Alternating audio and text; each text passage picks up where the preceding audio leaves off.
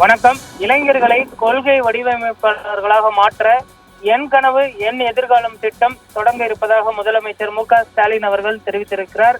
இளைஞர்கள் தங்கள் கருத்துக்களை பதிவு செய்ய இளைஞர்கள் கனவு தளத்தை தொடங்கி வைத்தார் முதலமைச்சர் அவர்கள். 18 முதல் 29 வரையிலான இளைஞர்களிடமிருந்து கருத்துக்களை பெற யூத் ட்ரீம் போர்ட்டல் தொடக்கப்பட இருப்பதாகவும் தெரிவிக்கப்பட்டிருக்கிறது. இளைஞர்களை கொள்கை வடிவமைப்பாளர்களாக மாற்ற என் கனவு என் எதிர்கால திட்டம் தொடங்கப்பட்டிருக்கிறது. இளைஞர் தங்கள் கருத்துக்களை பதிவு செய்ய இளைஞர் கனவு தளத்தை தொடங்கி வைத்தார் முதலமைச்சர் மு.க.ஸ்டாலின் அவர்கள். தமிழ்நாடு அரசு பொதுமக்களின் கனவுகளை நேரடியாக கேட்டு அவற்றின் அடிப்படையில் திட்டங்களை செயல்படுத்தும் நோக்குடன் தமிழ்நாடு முதலமைச்சர் ஜனவரி 9 அன்று உங்கள் கனவை சொல்லுங்கள் என்ற திட்டத்தை தொடங்கி வைத்தார். இந்த திட்டத்தின் மூலம் தமிழ்நாடு முழுவதும் உள்ள 1,91,00,000 குடும்பங்களை நேரடியாக சந்தித்து அவர்களின் கனவுகளை நிறைவேற்றும் வகையில் கருத்துக்கள் சேகரிக்கப்பட்டு வருகிறது. இந்த முயற்சியின் சிறப்பு விரிவாக்கமாக இளைஞர்களின் கனவு மற்றும் எதிர்கால இலக்குகளை நேரடியாக பதிவு செய்து அவற்றை கொள்கை உருவாக்கத்தில் இணைக்கும் நோக்குடன் என் கனவு என் எதிர்காலம் திட்டம் தொடங்கப்பட்டுள்ளது. இதன் ஒரு பகுதியாக 18 முதல் 29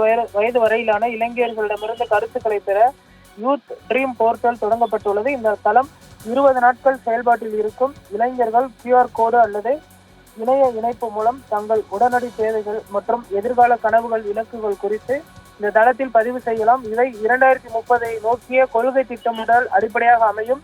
இந்த தளம் மூலம் கொள்கைகள் உருவாகும் முன்பு இளைஞர்கள் தங்கள் கருத்துக்கள் வழங்கும் வாய்ப்புகள் ஏற்கப்பட்டு மக்கள் பங்கேற்பு ஆட்சியை மேலும் வலுப்படுத்தும் முக்கிய முயற்சியாக இது அமையும் என்றும் முதலமைச்சர் மு.க.ஸ்டாலின் அவர்கள் தெரிவித்திருக்கிறார். இந்த தளத்தை பிப்ரவரி 4 அன்று காலை 10:30 மணிக்கு திண்டிவனத்தில் அதிகாரப்பூர்வமாக தொடங்கி வைத்தார். இதனைத் தொடர்ந்து மாநிலம் முழுவதும் உள்ள கல்லூரிகள், பயிற்சி மையங்கள் உள்ளிட்ட இடங்களில் அதிக அளவில் இளைஞர்கள் பங்கேற்கும் வகையில் மாவட்ட அளவிலான நிகழ்ச்சிகள் நடத்தப்பட இருப்பதும் குறிப்பிடத்தக்கது.